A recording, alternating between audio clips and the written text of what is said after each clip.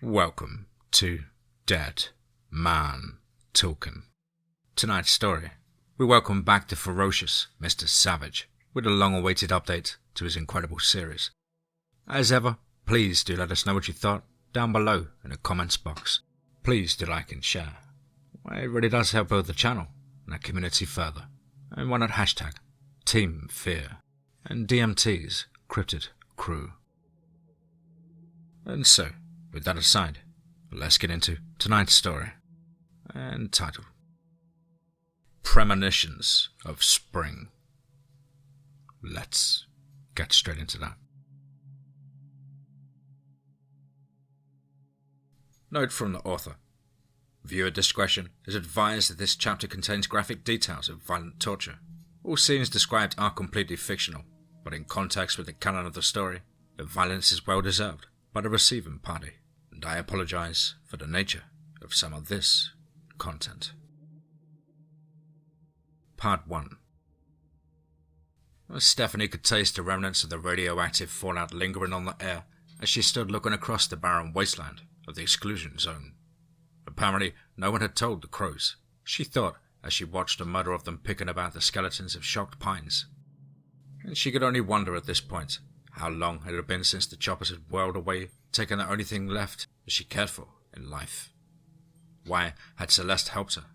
She'd hung back while Claudia and the rest had marched Tyler forth to face that demon. She'd made Stephanie switch clothing with a blonde officer that looked extremely similar to her, and given her enough blood packs to regain her strength and heal her lingering injuries. The mole jacket lightly shielding her from the early fall chill of the Georgia foothills was stiff against her skin. And whoever Staff Sergeant Kerr had been, she was eternally grateful for the woman's sacrifice. It gave her a shard of solace, having known the woman had been drugged to the point of nearly being unconscious. And she couldn't remember. Had it been days, a week, since Celeste had pressed her lips to Stephanie's and whispered in her ear that she would be back for her soon before turning her loose. And while the rest of her companions were engrossed in the battle taking place, Celeste drew the blonde officer from the bows of the helicopter and put her on her knees before her twin sister. Stephanie fled using the massive helicopters to break the line of sight. Another spray of blood smeared across the door of his cell as Tyler slammed his fist into the metal structure for likely the 10,000th time in his frustration. It wasn't under the influence of the degeneration serum, but he could have transformed even still. The room was too small to move. Even if he didn't have a metal band placed around his throat, that would suddenly cut into his wolfen throat as he made the change. First, he rubbed the collar against the corner of the exposed block wall, where the partition to the cell's tiny bathroom jutted into the room. He'd only managed to rub the block's corner nearly smooth and give himself a hell of a neckache after days of working at the still. The sink, toilet, and shower didn't have any exposed metal portions that he could use, and the block walls were still reinforced and concrete filled, plus several layers deep, and so he resigned himself to the idea that a door could withstand him forever. He began to slam his entire body into the door, then kicking it around the clock. Finally, he was leaning against the wall, punching it every so often, hard enough to crack the bones of his knuckles, which would instantly begin to heal. And the door was a heavy affair, being 2 inches of solid steel, and with a section of bar space just wide enough to slide his arm through if he turned his hand flat. And there was a food slot towards the middle of the door. Occasionally, a face would appear behind the bars, and the tray would be slid through, containing some sort of gruel for him to pick at. And for all of his efforts, the only reward attained was a few millimeters of play in the door's closure, and a tiny crack along the cement block at the top left of the door's frame. And with the bones in his hand and wrist mended from the previous blow, and his flesh regenerated, he stepped back and let fly another blow. He envisioned this time Celeste Hoffman, as he felt the bone shatter again and seethed in rage that dulled the agony. It was always Celeste or Claudia in place of the door, when he unleashed himself upon it. Ignoring his right hand, he put one kick after another against the cold steel, beginning to shake at the image of his wife's killer in his mind's eye.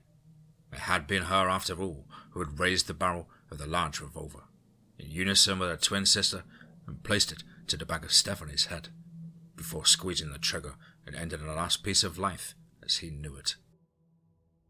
He drowned himself in the sorrow getting lost beneath the dark waves of morning.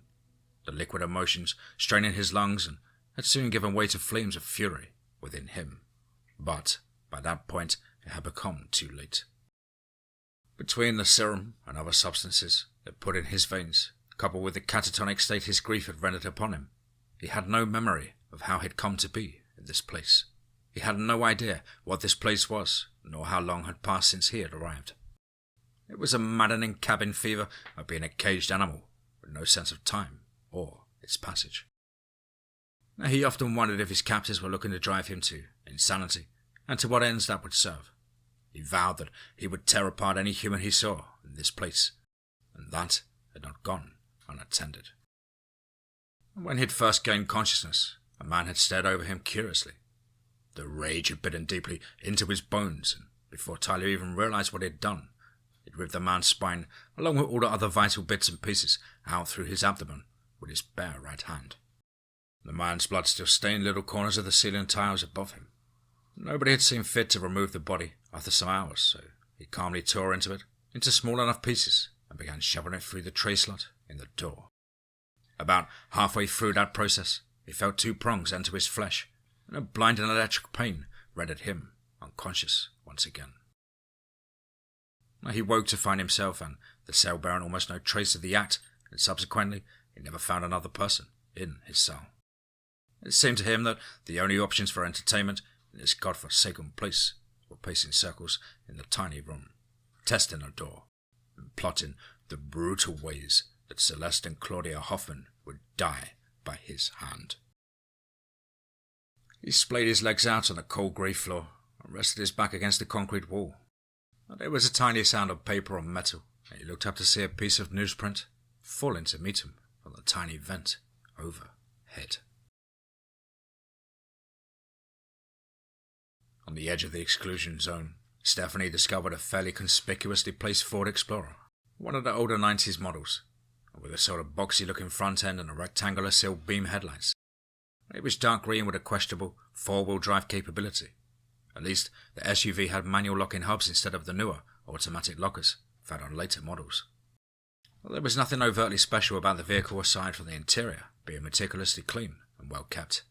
In the glove compartment, she found registration and insurance with Celeste's name on it, both listed P.O. Box addresses instead of a physical address. What a smart bitch, Stephanie thought to herself. She spied about $200 neatly folded and jammed into the ashtray, along with the key to the vehicle. She figured out where I was going. Or got ridiculously lucky guessing. Stephanie mused to herself. Either that or she's tracking me, she thought right afterwards. And the thought had not occurred to her since departing a woman, but now she found herself asking where she was supposed to go. It became quite clear to her as she wheeled the truck away from the exclusion zone.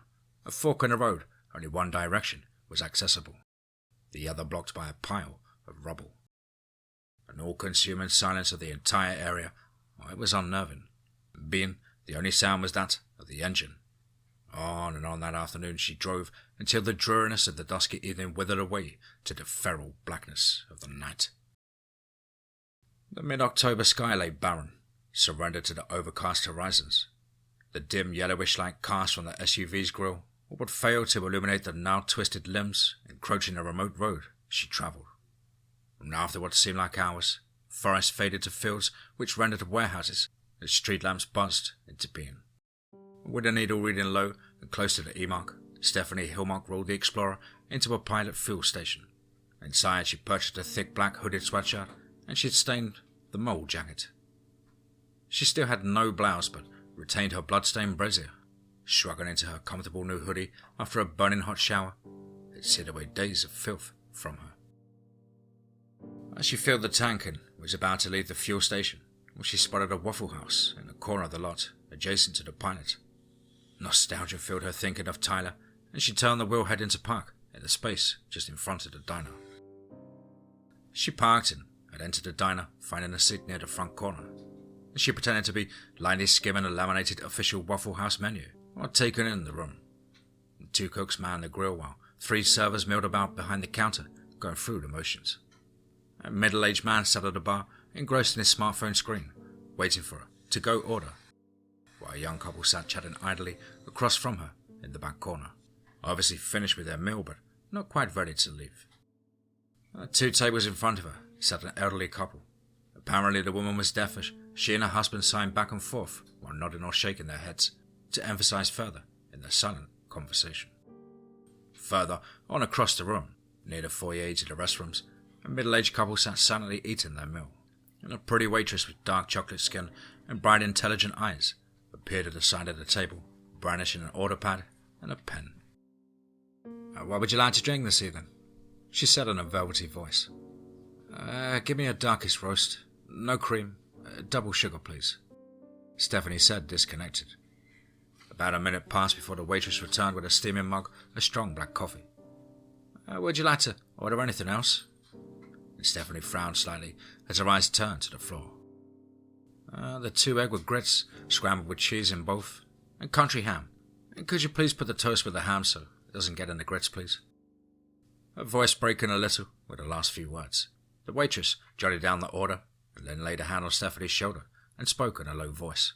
"I don't know what you're going through, but it's going to be all right, sweetie. Ain't nothing going to bother you in here."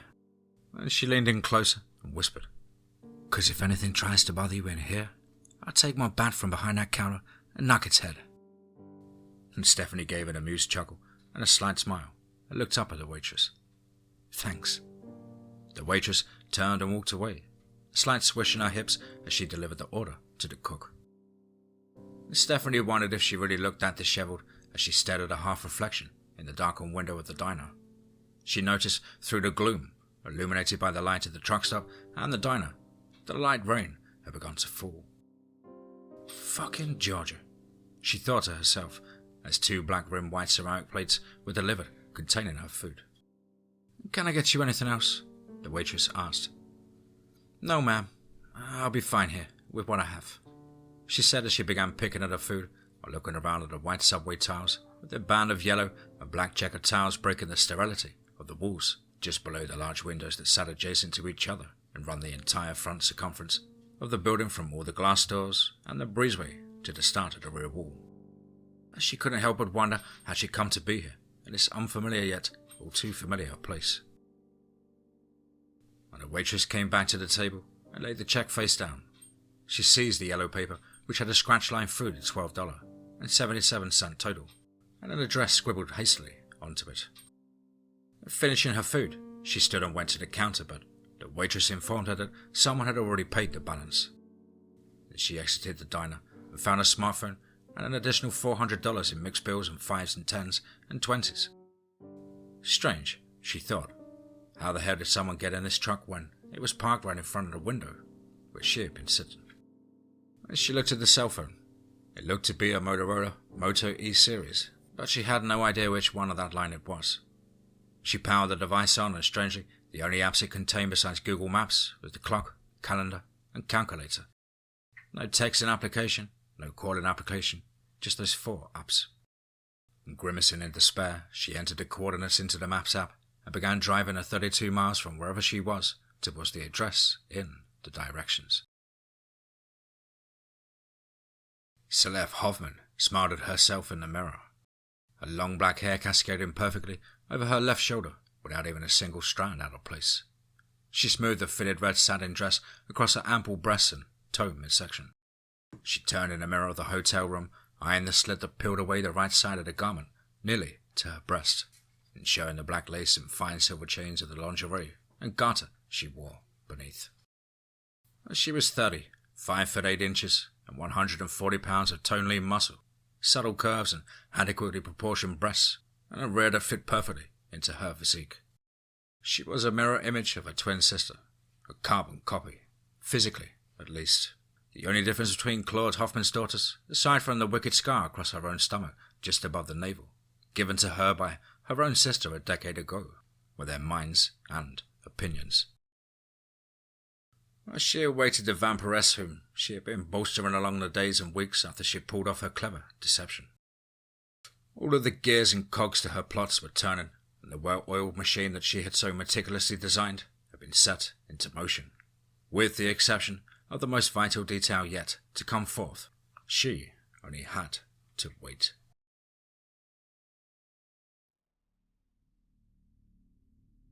Tyler Hillmark stood, newsprint shivering in his uneasy grip as he read the headline dated for 6 weeks prior, if his math was correct.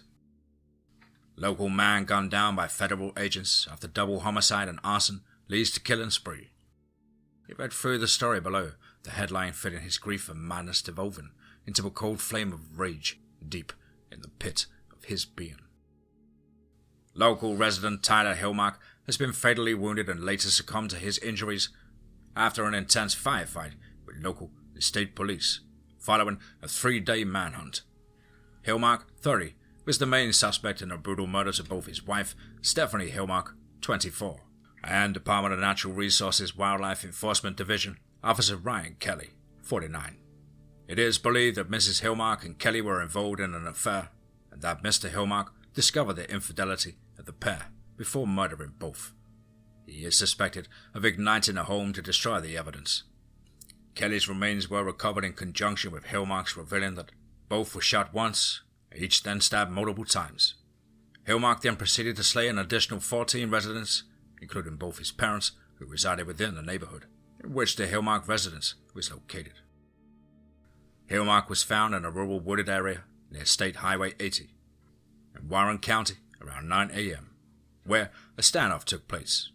At approximately 3:30 p.m., Hillmark opened fire with an AR-15 style rifle, killing 2 officers and wounding 11 more.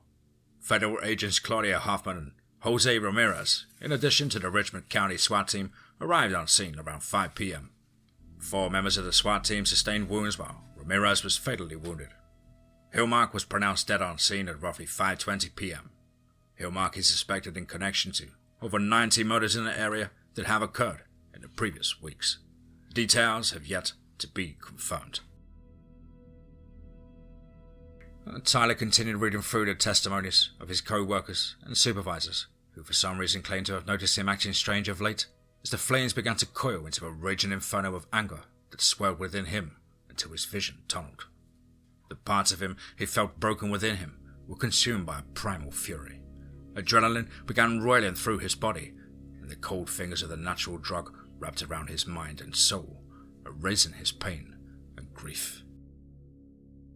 A new yet familiar power surged through him, unlocking the mental restrictions the traumatic events of his life had recently sealed upon him. Like a snake shedding its skin, he felt new and dangerous as his predatory instincts tore forth like never before. He allowed the beast within himself to reign free as it breathed life once again, and his hands went to the band around his throat before the sound of tearing steel filled the air. He strode 3 quick steps to the door of his cell before unleashing the wrath upon the steel and stone. His big hands coiled around the steel bars as the door began to buckle under the stress. The metal screeched with the wail of a dying woman as the door began to shear from its frame. The concrete groaned as it began to shatter and crack. The guard outside screamed into his radio for backup before taking a stance with his pistol drawn. A heartbeat after, he raised his pistol. The 900-pound door careened from its frame and pulverized the man into the concrete wall behind him, his life's blood splattering in every direction, accompanied by fragments of shattered bone and internal organs. And Tyler swept down the corridor of cells like a demonic force of nature. Bullets began flying as guards fought to subdue an unstoppable force. He tore through each of them as though they were nothing more than toy soldiers, carving a path of death and mayhem as they fell to his bare-handed assault. The bullets fired less than a nuisance to the demonic man as he left body after body laying broken in the sacred geometry of violent death. And within minutes, Tyler Hillmark stomped open the main door of the facility, and with a single contact of his blood-stained square toe boot, the impact of the kick was so great that the hard leather subsole developed stress fractures as the metal door buckled under the force, flying open as the cold chill of the winter air wrapped around the man like the embrace of a corpse. The night air was utter bliss as the freshness filled Tyler's lungs. The gentle cold breeze was rife with the feeling of freedom as the sky above hung with a lazy half-moon, just more than a crescent, draped with a soft twinkle of 1 billion stars. Tyler's form burned with black flame as his eyes took on the red glow of transformation. The enormous wolf slipped seamlessly into the foreboding trees as silent alarms sounded from the facility behind it.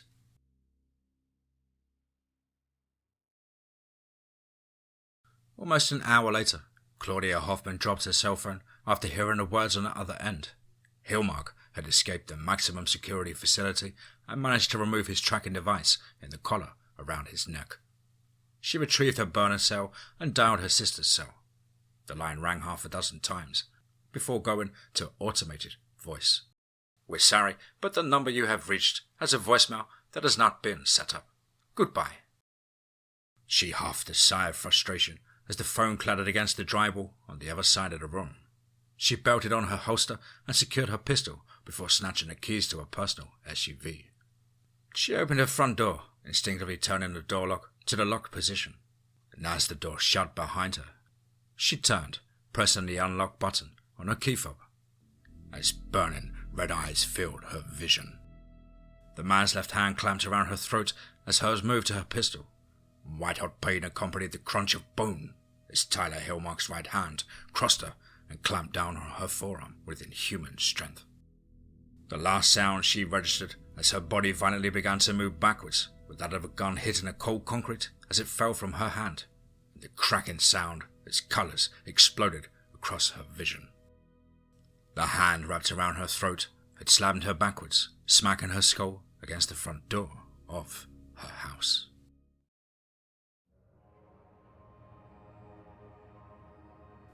Claudia awoke some time later, and she was aware of only two things. Number one, she was nude. Number two, her head and arm were aflame with searing pain. Her scalp was hurting fiercely as she opened her heavy eyelids to discover her hair was stretched to its limits of lifting her feet from the concrete below her. Her hair was looped a couple of times and tied brutally to the hook of a chain hoist hanging from a beam in the ceiling of a small warehouse-type building. She began trying to look around as the light from the burn barrel, it was hot and glowing from the oak logs burning inside, illuminated her environment. And she realized this place that she was in was an automotive shop. A hand roughly grabbed her left elbow, spinning her around but eliciting pain from her right arm as her wrists were bound behind her back with a large cable tie. Tyler's face filled her view. His features radiated a cold but controlled rage, and his eyes gave a glimmer of red glow from the edge of his irises, for a moment as their gaze met. Her blue-grey eyes locked onto his, widening as her pupils dilated in fear, and he gave a predatory smirk as he gripped the chain attached to the gearbox of the chain hoist and jerked it towards himself. The lift's chain's movement was about a half an inch as it lifted Claudia, making her breast jump and her scalp burn even more. It was then that she realized, attempted to flail her legs, that her ankles were secured with heavy chains to a heavy steel beam bolted to the floor. "Hello, Claudia," Tyler said nonchalantly. She spat in his direction. "Are you familiar with the Sons of Anarchy?" She grunted in defiance. "You see, I want to know where your sister is, and I have a little inspiration from Season 7 of The Sons, particularly the scene where Jax Teller took revenge on the Triad member he thought murdered his wife Tara." He gestured to a table just beside him filled with various tools, hammers, screwdrivers, and knives. And her pupils dilated even further as the clarity of her situation dawned on her. He observed her naked form, almost beautiful, and the glow of the fire burning behind her. Only this was one of his wife's killers. "The only difference in this situation is I'm a little more sadistic than Teller, and I'm not gonna kill you tonight. Oh no. Before you die, you're going to watch me reach into your sister's chest and pull her heart out with my bare hands. Right before your very eyes. Just like you evil bitches did mine when you blew my wife's brains out all over the ashes of the wasteland. You're going to watch it beat its last before I crush it." "Fuck you. I'll never tell you shit," she spat at him with a false rage. "I was counting on that assertion," he said plainly as he lifted a hammer from the table. First, he plunged an EpiPen into her thigh allowing the synthetic adrenaline to surge through her veins, ensuring that she wouldn't pass out.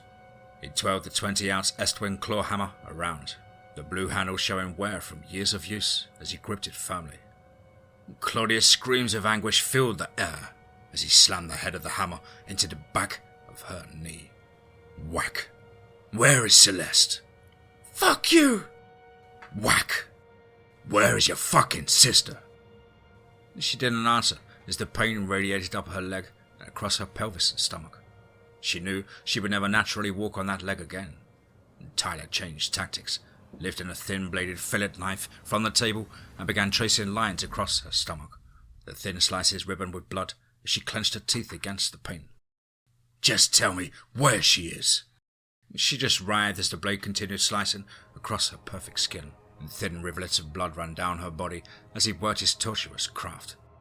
You do realize that this predicament you find yourself in is completely your own doing, right? All me and my wife ever wanted was to be left alone, but you and your little fucked up organization and your shitty family just didn't understand the message, he said to her while she screamed, wet tears streaming down her face as he held her jaw open with one hand and used a pair of pliers to extract her front teeth with the other. Where is your fucking sister? She spat a mouthful of blood onto his boots. Go fuck yourself, she said with a lisp.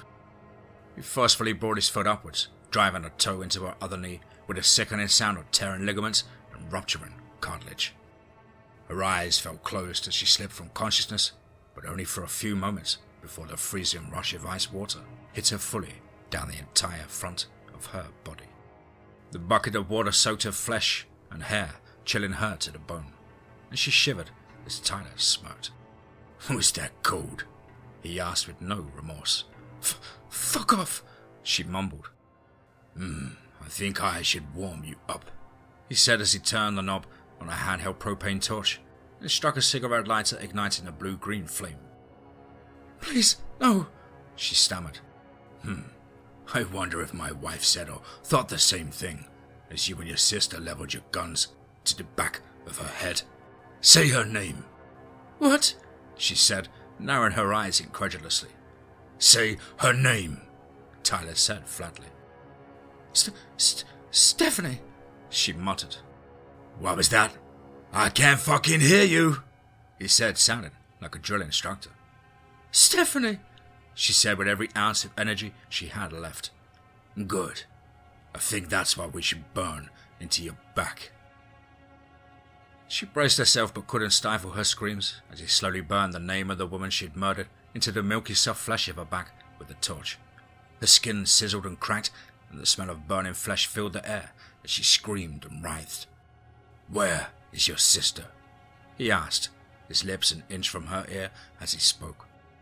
No, I'll never give her up, she said barely above a whisper. He shook his head. He was sick of playing this game. He walked to the burning barrel and poured a piece of glowing rebar from the flames. He walked in front of her and slid the chains behind her ankles apart on the beam. He held the glowing hot piece of metal in front of her face as the glow slowly diminished. Her eyes were wide. After the metal cooled enough to not sear the nerves on contact, he pressed it against one of her nipples.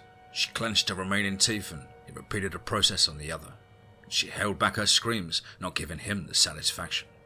He went low with the burning hot rebar as she set her jaw. She knew what was coming, but he stopped. He put the rebar back into the fire. He grabbed the gear chain and lowered her body, making her fall forward before retrieving the rebar that now slightly glowed. He kicked her legs apart while she was bent forward, and she felt the heat against her backside as the rebar moved towards her forsaken place. No, please, not that. I tell you, please. I beg you, not that. I know where Celeste is. I'll tell you, she screeched, breaking at the thought of being sodomized with a hot steel. And she divulged her sister's whereabouts to the best of her knowledge as she lay bloody and crumpled on the floor. He left her bound and gagged in agony with the promise that she would receive the treatment she evaded if she was found wrong. And she muttered a sentiment to her sister, apologizing for her weakness as she heard the doors deadbolt slide home.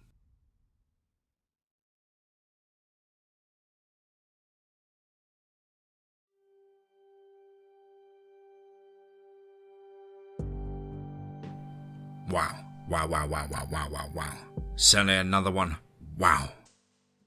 Intense and boundary pushing story there from the furious mind of Mr. Savage, exclusive to the DMT Forest to Fear channel. Big thank you as ever, Mr. Savage, for your patience, your incredible support and time spent on this channel.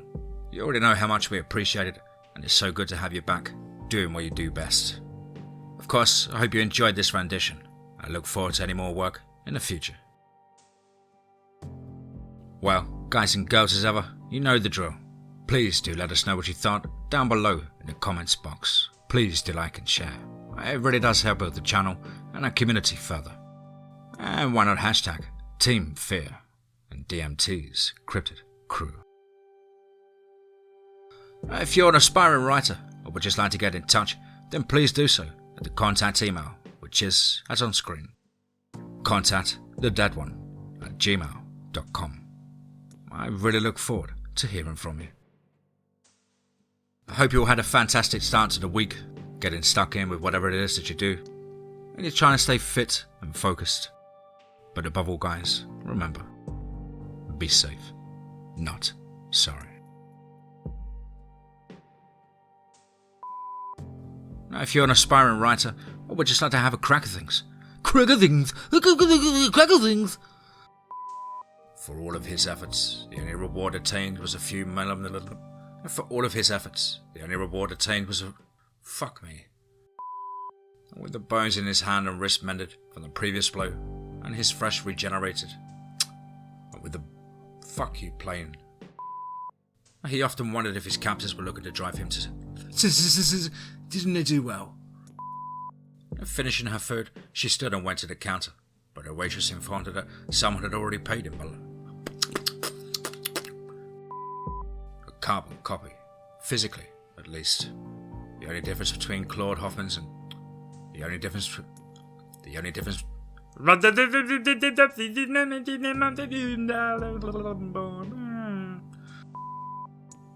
These fucking cunts on bikes. Get a job, you waste of space. Hello, Claudia. Talia. And I have a little inspiration from the season of... Fuck these people on bikes! God, mate, don't they have anything to do with their time? Like, they just ride fucking crosses all day and serve drugs all night. Hardly like aiming for the fucking stars, is it? Bunch of fucking wastemen. Booyah! Booyah!